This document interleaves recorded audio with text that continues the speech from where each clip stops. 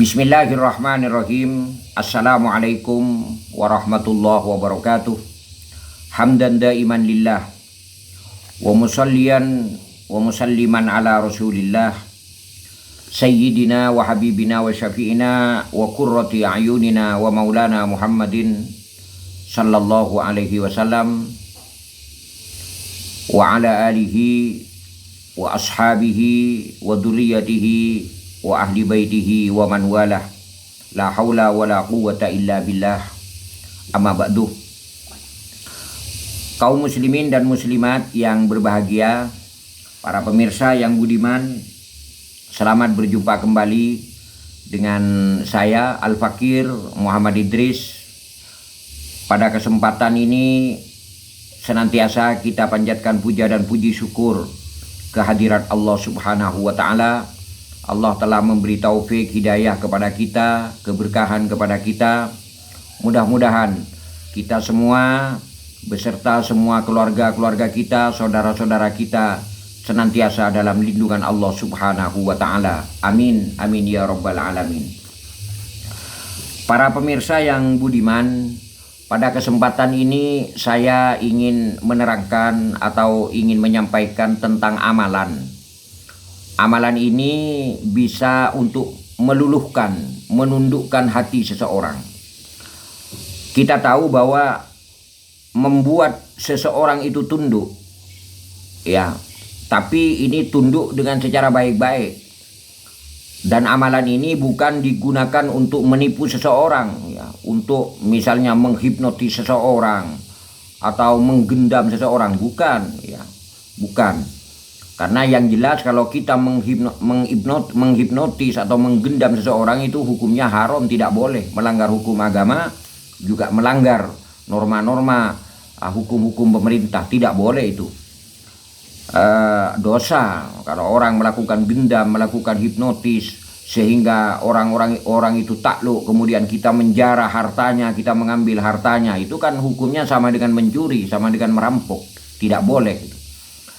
Maksudnya menundukkan hati seseorang di sini dengan niat baik. Contoh misalnya, kita punya rembukan, kita punya musyawarah dengan seseorang. Nah, tentu musyawarah itu misalnya musyawarah yang baik-baik, rembukan yang baik-baik.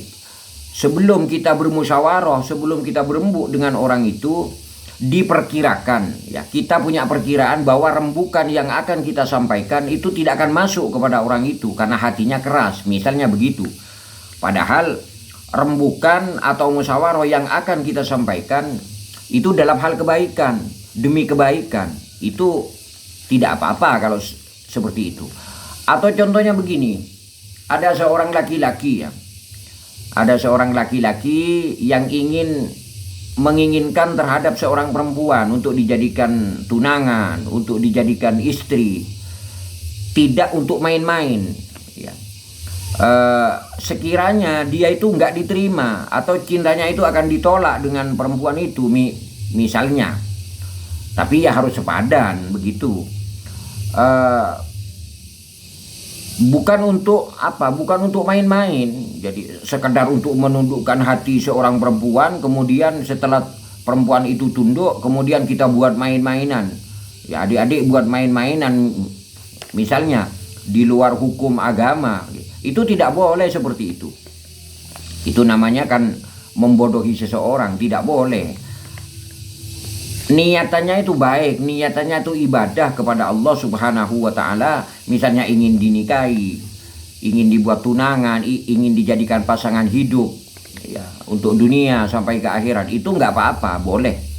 Itu dengan niat ibadah kepada Allah, dengan niat baik, itu boleh, nggak apa-apa. Itu yang saya contohkan untuk menundukkan hati seseorang. Atau hal-hal lain yang ada kaitannya dengan orang lain, asalkan tidak keluar dari hal-hal yang baik begitu. Tidak boleh hal-hal yang jelek. Nah, kalau rembukan kita itu sekiranya tidak diterima, ya, bagaimana supaya hati orang itu tunduk kepada kita? Maka amalkan sebanyak-banyaknya secara istiqomah, ya. Al-Quran surah Al-Anfal ayat 63. Amalkan ini. amalkan. Insya Allah dengan barokah, dengan fadilah Al-Quran, maka orang yang kita maksud dengan tujuan baik itu insya Allah akan ditundukkan, hatinya akan diluluhkan, dilemaskan oleh Allah Subhanahu wa Ta'ala. Bacaannya dalam Al-Quran, jadi bisa adik-adik lihat, bisa saudara pemirsa lihat langsung di Al-Quran, surah Al-Anfal ayat 63. Bismillahirrahmanirrahim. Wa allafa baina qulubihim law anfaqta ma fil ardi jami'an ma allafta baina qulubihim walakinallaha allafa bainahum innahu azizun hakim. Ayat ini dibaca surah Al-Anfal ya, ayat 63. Insya Allah niat-niat baik kita, rembukan-rembukan yang baik dari kita, yang tujuannya untuk kebaikan, bukan untuk kejahatan, bukan untuk kemungkaran, insya Allah hati orang tersebut akan diluluhkan oleh Allah Subhanahu wa Ta'ala, sehingga orang-orang itu tunduk kepada kita dengan syarat tunduk dalam hal kebaikan. Demikian yang bisa saya sampaikan, mudah-mudahan bermanfaat bagi saya, bagi para pemirsa yang budiman, bagi kaum muslimin dan muslimat dimanapun Anda berada. Subhanakallahumma wa bihamdika asyhadu an la ilaha illa anta astaghfiruka billahi taufiq wal hidayah. Wassalamualaikum warahmatullahi wabarakatuh.